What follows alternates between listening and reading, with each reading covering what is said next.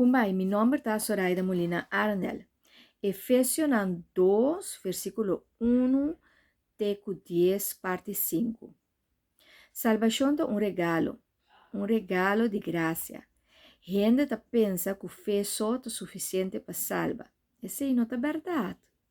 Salvação é uma graça e a fé tá cana chega para sombra essa que tá é canal que a graça de Deus lo chega cerca boa via de fé.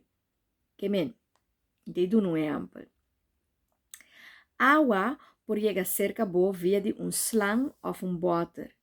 E a água tá lo que vou mester e o canal tá slang of water. Pois a fé tá o canal para a salvação por chegar. Deus está assim trabalho de nós. Tem processo de preparação foi adelantar de nós. Assim nós está receber a fé. Fé também é regalo. E depois a salvação também. Cada coisa de vida abrirá parte e abrirá parte do reino de Deus para viver em Deus sua graça e essa aqui também é processo.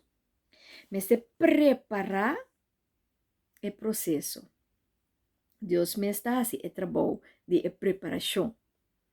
E que nós me está assim? Reza, reza, reza. E queda reza. Lugar de encontro com Deus, da oração. Ora nos riba e palavra, plama e palavra e evangelizar, que me entrese Cristo para gente, nos mester reza. Deus está preparado e caminha, ando e palavra te chega. Deus está começar e iniciar a ação de salvação. Nós está reza pedir Deus. 1. Para preparar e caminho. 2. Garantizar a habilidade para querer esta fé na estão conosco que mira salvar.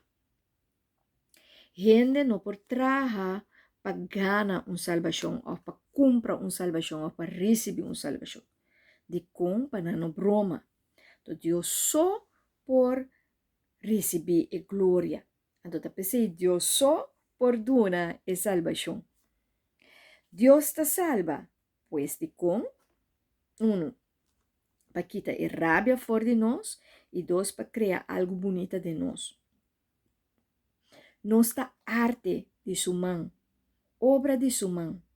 Obra de mão significa na grego poema.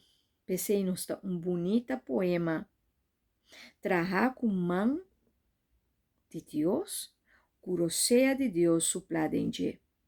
E que por viva de palavra de Deus. Totalidade completo.